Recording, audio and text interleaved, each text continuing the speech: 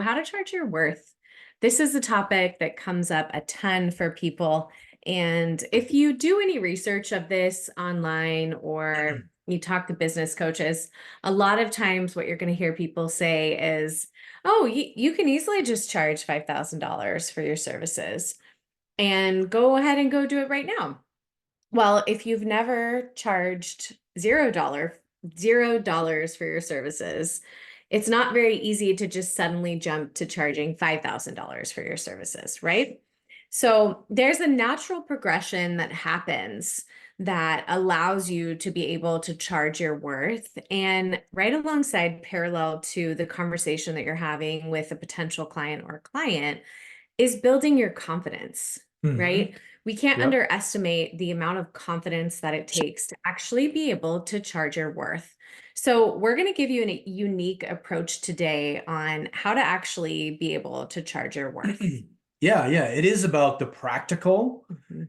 but and the emotional, the confidence of, charging certain prices. Like Ashley said, if someone has maybe only worked for a clinic as a therapist or a coach or something, and they've never actually charged themselves for their services, it's a little bit emotionally difficult to say, oh, I'm just going to charge $5,000, $10,000 right away. One of the things that we're really working on with our coaches all the time is creating a separation between your coach mindset and your business owner mindset. And if you're not doing that, it's really easy to get stuck in the cycle of working for free. And that's not why we choose to become a coach. Typically, we start coaching because or consulting or running our own business because we're frustrated by the way that we have to care for the people who are in our service, whether that's patients or clients or whatever the case might be. And so, what ends up happening is that we typically work very long hours, follow other people's rules, and aren't able to actually help our clients get better, whether that's physically or emotionally or mentally. And so, we get really, really burned out because we're just giving, giving, giving, but we can't really break through and actually start helping people and help them create long-term results. So it's very easy when we've been working in any kind of system where we are serving clients or patients who are coming to us. And a lot of times it's forced. Maybe they're coming because you're one of their insurance providers, right? Whether that's in the medical field or in mental health. And then all of a sudden, like they don't necessarily want to be there. Or maybe they don't see a lot of value in it because they don't have a lot of choice. But as a coach or a consultant, an entrepreneur, when you own your own business, then you get to choose who you're going to work with that's going to be the right fit for the type of work that you want to do. And because of that, you're going to have people coming to work with you who are committed. But when we've only experienced that, that type of clientele isn't going to see the value in what you want to charge for your services. One mindset that I like to really help people with is to think about the fact that if you are a business owner or an entrepreneur, you have to have clients and your business has to be successful, financially profitable in order for you to keep being able to serve people, right? So, as much as sometimes we'd rather just leave the money out of it, if we aren't turning a profit in our business, we're going to end up exactly where we were in our previous role or our current role that we're choosing to leave and branch out into coaching for. We're going to end up burned out, overwhelmed, and overworked.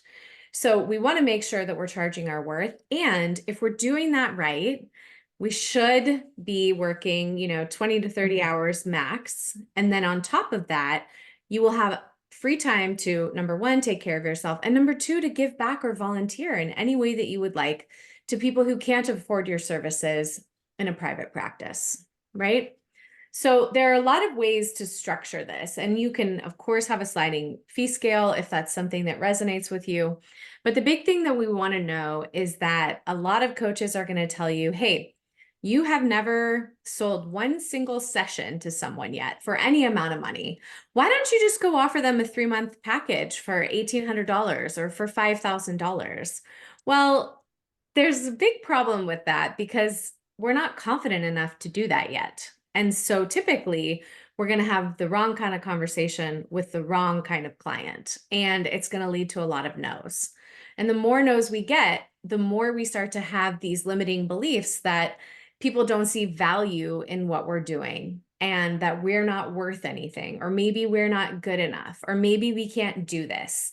And that's why most businesses as a whole, but specifically also most tongue-tied today, most coaching businesses fail within the first 2 years, right? And you don't want to be one of those statistics. So it's better to be creating a slow roll to where you want to be than it is to start out way too high only to plummet. Yeah, yeah, for sure. I know one of the motivations for me was I was working in a clinic and clients were coming to me and I was spending most of my time, 60% easily, doing paperwork, right? For the state of California, I was doing paperwork nonstop instead of really serving clients. So that was a big motivation for me to go out on my own. Now, the interesting thing is when we went out on our own, started to try to get clients, that for me personally, I think it was a little easier for you, but it was a massive shift for me. And I had previously had a sales job. Like when I was in college, I had a sales job and I got pretty good at that sales job. So I was good at selling other people's products and services. Mm-hmm. But the first couple times I had to talk to people about me and working with me, that was a massive shift. That was emotionally, that was difficult for me. It was even easier for you to sell me than it was for you to sell yourself, Correct. right? Yeah. So, and we're talking about the dirty word sales, but the way that we teach our coaches to enroll clients is to sell by serving. So you're actually really focused on uncovering the truth and helping the client at the highest level.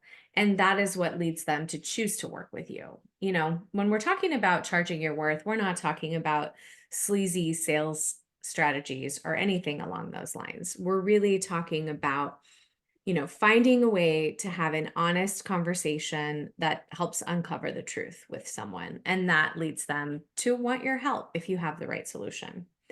So starting there, the very first thing that we want to do is focus on the right who. And I can't tell you how many coaches, consultants, therapists, nurses, they get this wrong. And one of the reasons why is because when we start our business, we're afraid to exclude people. So we worry that if we focus on helping a specific person, it's going to be to the exclusion of everyone else. And so we think like, here I am starting a business and I just want to try to help everyone because I don't want to limit my opportunities. I don't want to limit my potential revenue. And so we end up putting ourselves in a position where we try to help everyone. Now, there's a really big difference between identifying your who and focusing on solving a specific problem. So I'm not suggesting that you limit yourself in the beginning of your business to focusing on solving one specific problem. That's not necessary. But you do want to focus in on who your ideal client is, right? Who is it that you want to serve? And you want to have total clarity on the characteristics and the qualities that this person has. And you also want to be really clear on what their current pain is, right? So I'm sure you've probably heard this, but typically you're going to select like an avatar, who your ideal client is and what's happening in their life right now, because this is how you are able to charge your worth. When you intimately understand your who's problem, they are going to flock to you and they're going to see the value in having you help them solve their problems. But too many people focus on their marketing or their branding or the problem that they want to solve or catchy titles. Or they go the other route and they have long-winded descriptions of what they do and who they help. And none of that actually works. When someone is coming to you, they want to know that you're the right person for them. So first you have to focus on your who. And so one example from Ashley and I, a long time ago, we were helping women with dating and relationships. And so there's a big difference between a 26-year-old woman who's single, trying to meet someone, and a 36-year-old and a 56-year-old, and a bunch of different other lifestyle factors. Mhm, So, speaking of, they might all have the same challenge, mhm, but the who can be very different, mhm. right? So, and Ashley and I did work with some younger people, like 25, 26, but that wasn't the norm. That was sometimes outside the norm of someone that came to us. And some people who were 75, Yeah. 76. Yeah. So your conversation that you're having to the right who doesn't even always have to involve age. It can. But you want to think about the qualities of the person that you want to serve. So for those of you that have joined us, we want to know, have you had a challenge figuring out what to charge in a way that feels comfortable for you first? And second of all, in a way that you believe people are going to be willing to pay you for. That's one of the things that we hear a lot of times. Like, why would someone come and pay me this amount? Especially if you're just starting out.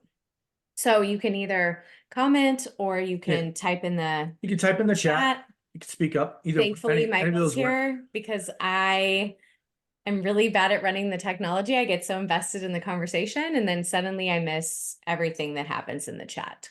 So, Yeah. So if you have an answer to any of that or questions or anything, you can type in the mhm. chat. Also, at any point in time, just unmute yourself and speak up if you have anything. So Yeah, so we want to know. I mean, you've obviously chosen to show up here today to this conversation. So, have you struggled with figuring out what to charge or having conversations with people and having them say, I can't afford it or that's too expensive, right? So let us know in the chat. So you don't have to focus on solving one specific problem. If you have a specific talent and solution for a specific problem, we're not discouraging you from going for that. That's great. But if you have that fear of excluding people because you focus on a specific problem, then one of the most important things is to focus on the who. So in coaching, for example, when you think about the qualities of a potential client, you are always going to be looking for someone who's growth oriented, right? Someone who wants change. I call this person the yes butter. If you have a yes butter come your way, you want to run the other direction. This is the person who may seek you out, may want to have a consultation, may want to come to your workshop. And they say the words that they're saying are, I want help with this, I want to change. But then the second that you start having suggestions or talking about next steps, then they have all the reasons in the world why that's not going to work for them. So you want to avoid the yes butter. You do not want to take on clients who aren't ready or willing to do the work or who are asking you for discounts, right? That's not going to be a good fit for your coaching practice. I remember one thing when we were helping people in dating. One of the things that I found over time that I preferred working with people. There was kind of maybe a few different types of people, but one person was they were single and they hadn't went on a date in like 3, 4 years. They hadn't really been trying, right? The other person was on the dating apps. They were trying, they were going on dates and it wasn't working. Well, I found over time I preferred to work with the people that were out there doing this stuff and it wasn't working because just for me with the other person, like 80% of my work with them was just trying to coax them constantly to try to get out and do something. Right. So that was over time, I refined my who to like, hey, I want to probably in this context, I want to work with someone who's they're trying, it's not working, they're meeting people, they're frustrated. Like I found out that was my who. Yeah, the people who aren't taking action now or haven't for 5 or 10 years are typically not the people that are going to suddenly spring into action. There's a rare exception. I spent a lot of time in my early days of my career trying to convince people that they could do this, they could change, they could do all of that. And it's very exhausting work. And what I see for new coaches a lot of times is that if they have the wrong clients, and a lot of times this happens with pro bono clients. So you end up doing pro bono work to get your hours, to get your certification. And these pro bono clients have challenges that far exceed your skill set, not in a negative way, but as a coach, you're not in a position where you are practiced at treating severe mental illness. That's not going to be the right client for you. And so people have negative experiences. And then what happens is they lose confidence. And then again, they're back to feeling like they don't have anything to offer. You know, it's better to take on a client for $30 that's motivated and committed and is going to be a positive experience and help you build confidence and to later increase your prices than it is to take on the wrong client for a lot of money. And trust me, I've made that mistake. There's one couple that comes to mind and I thought I was going to lose my mind, and I know you know who I'm talking about. But I wanted to be able to help them, and I wanted and needed the money at the time. This was early days in our business, and that was an excruciating experience for me for 3 months. So I would never make that mistake again. So Jennifer, I totally understand what you're saying. We definitely live in a small Midwest town now as well, even though I'm from a big city in California. So one of the things is that I strongly encourage people is that you want to think about how you can offer services to people virtually, because that's going to be one of the important foundations for having a successful practice. You want to be able to serve people virtually, whether that's in the nearest biggest city within your same state or nationally, you know. And there's always a way that you can take your skills and your talents and translate them to a workshop just like this, right? So we're always happy to help you come up with some ideas around that, but definitely that really helps to scale your business as well. So the first thing is you want to focus on the right who. The second thing is that you want to think about how you ideally want to serve this who, right? A lot of people get sucked into thinking, oh, well, these people can only come at night and I can't offer night services because I am a mom or because, you know, I have responsibilities at night. So you don't want to commit to serving people in a way that is not in line with your lifestyle and doesn't fit for you. So this translates back into focusing on the right who, because if you're choosing someone who is not available at the times that you will be available and want to be available, there's a mismatch between those two things, and it's going to be very hard to attract the right client. So think first about how you want to serve this person. And this is going to be based also on your modality of change and how you help people, right? We have a method that we teach our coaches called the Crucial Habits Method. And this is a method that they can use to help a client solve virtually any problem. So they have freedom to be able to, you know, work with people in the morning. I only see clients in the morning, and I have for a really long time now. So I'm just not a night person. That's never going to work for me. And I'm basically like a grumpy zombie by the time nighttime falls if I have to work. So think about how you want to serve. And by these nighttime, people. she means 2 or 3 p.m. Yeah, that's actually very true. I like to work from like 8 to 1. You know, those are my peak hours. So you want to think about what's it going to take to help this client, you know, overcome these challenges that you know that they're facing. Do they need to meet with you weekly or every other week or twice a week? Or are you going to offer some sort of text support? What are the things that are going to fit within your lifestyle? This comes down to leadership. Yeah. When you communicate to your client how you're going to work with them and why it matters and why it's the best solution for them, if they are the right type of client, they will follow your leadership. They're looking for influence. They're looking for structure to help them create change. And you want to be the one to offer that to them. You know, there are a lot of people and this happens all the time when we start working with coaches. They don't know how to create a coaching plan for a client. They don't have a session structure, or they're afraid to have a session structure. And so that to a client feels very unsafe, right? A client is coming to you for safety, for a place to process, for a place to work through some of the most intimate, innermost thoughts that they're not sharing with anyone else. And we want to make sure that we're giving them clear structure and clear expectations of how we're going to do this together. This is all part of charging your worth, because if you're not communicating these things to a client in a clear way with leadership and in a trust-based way, you will not get clients saying yes to your prices. One of my favorite examples of this is they did a study of the trains in Europe and about how can we improve the experience of people riding the trains.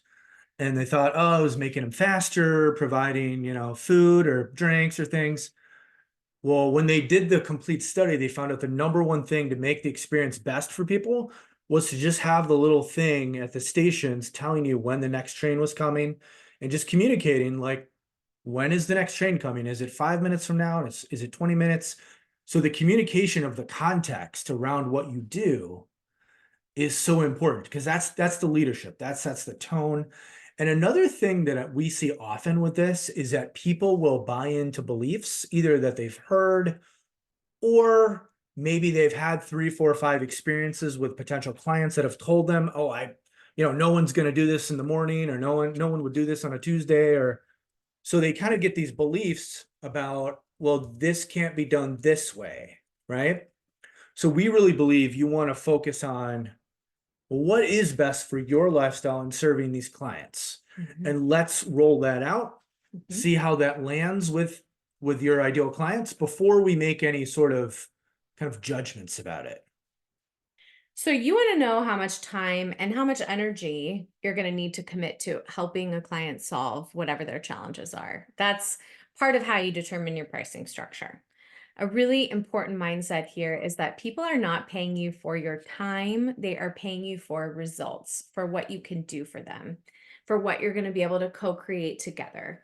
And so if you don't know what kind of result you can offer someone, you want to really hone in and focus on that, because that's one of the most important things that you want to be communicating to a potential client. So, the third step, and I touched on this a little bit in the beginning, is really to take it step by step, right? When we started our businesses, we had no idea how to run a business. When Correct. I look back on it, woof, we made a lot of mistakes. We invested a lot of money that we never saw a return on. It was like throwing bad money after bad money because we didn't know what we were doing. And then we finally hired a mentor, and the mentor told us just to sell $5,000 packages. And it was one of the most stressful, uncomfortable things that I had ever done. And I can do it. I could definitely do it, but it didn't make me happy.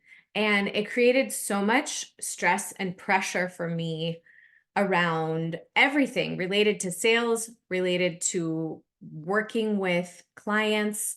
Like, it was so stressful and overwhelming that, you take on this new client, you don't really know much about them, and now you're committed to an extended period of time with them. And that's not something that we recommend at all. So the way that we recommend taking it step by step is to push yourself to charge slightly more than you're comfortable with. Because if you're just getting started, you might not be comfortable with very much, right? The first number that you charge is probably not going to be enough. And then you want to choose something close to it that you feel like you can confidently deliver, because most of this is about how you communicate with people. Maureen, Yep. you said you wanted that they're paying for our time, training, experience, and results, but sometimes the results are contingent on their participation. It's a partnership, right? Yes, definitely. And we're talking about charging more than you're comfortable with. So absolutely, you're going to charge for your time, your training, your experience. But you're also not going to choose people who are not willing to commit to working in a partnership and getting results. That's why one of the most important factors is actually choosing someone who is action oriented. You know, if you want to be getting your client results, then magic has to be happening between your sessions. And so if you are going to suggest to someone that they practice something, whether that's a mindset or anything, then you want to be in a position where they're going to actually do that, because otherwise it's going to be really hard to create traction and create results. And results are important not only for the client, but they're important for you. You know, that's how we build confidence. When we have conversations with clients about steps that they're going to take or things that are going to help them, and then they don't take those actions, and then they come back the next week with the same problem and the same challenge because they're not doing what we've talked about, it's incredibly demoralizing. And we've been there. We've had that happen, Mhm. right? Oh, So yeah, this is not like, oh, this never happens. Like it happens. totally. And it's a dance between who we're choosing to work with and how we're showing up to impact and influence them and Mhm. making sure that is aligned to really create the results you want with your clients and the results they want too. And when we're talking about like the client's participation, you know, I see a lot of therapists and a lot of coaches let things go for a really long time. And they're not leading or communicating with their client. Hey, Julie, we talked about this last week and it hasn't happened yet. Let's figure out what's getting in the way, because we know that you've come to me because you're feeling X, Y, and Z. And we've talked about getting you to this point. And these are the steps that we have to take in between. And that goes back to having a really powerful coaching plan, right? When we communicate expectations with our clients up front and we give them that structure, and we're not afraid to lean in and lead them and have those conversations, they're going to do the work or they're going to stop working with us. And that's a scary thought when you're thinking about owning your own business. But our mindset and our confidence comes from the relationship that we have with our client, the work we're doing together, and the results that we're producing together. And we need those results too, because if we're constantly, you know, facing up against people who don't want to get results as a coach, we're going to get burned out really quick. And there's not enough validation for us to also want to keep moving forward. Like we have to be able to accomplish things as well. Does that make sense, Maureen? So take it step by step. So we want to be creating this steady incline to the income that we want to get to. And we do that by taking it step by step. We have a little formula that I like to follow. You know, number one, I always have a free consultation with someone. I never want to be locked into working with someone that's not the right fit in any capacity. I don't want there to be any exchange of money if we're not the right match. So for me, that's the thing. Then, you know, as a new coach, I would work with them for 1 to 4 sessions, single sessions, typically a great time, depending on the relationship that you're building with someone, a great time to offer a package of 4 sessions, which is the next step, would be after you've had at least 2 sessions with someone. And then you agree to work with them for a month and you know what you're dealing with, right? And then once you've worked together for a month, ideally things are still going really well. And then you offer to work with them for 3 months, and then 6, and then a year. We're at the point now where we will always be working with a small number of clients at a time, because since we train and supervise and certify coaches, we think it's really important for us to stay in the work so that we remember what it's like. So for us, we'll always work with about 6 to 8 clients at a time, and those clients pay us for an entire year in advance. Mhm. And there's no real conversation about it. They just re-sign and pay again when that year comes up.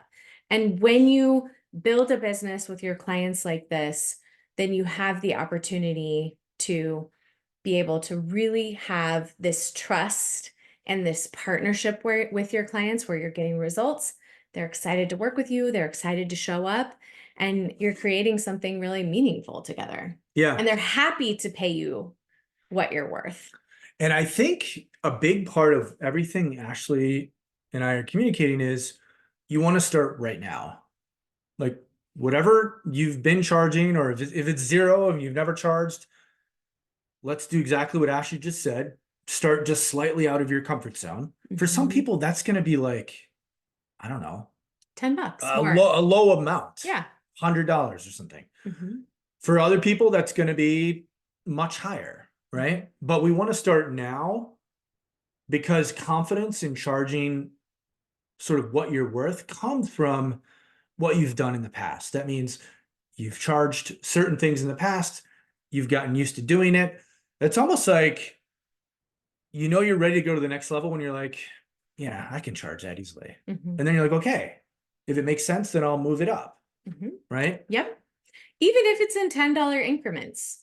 The worst case scenario is us not moving towards what we know we're worth at all, or starting out really high only to then come down really low. We want to focus again on that kind of steady incline. And you also don't want to start out really high.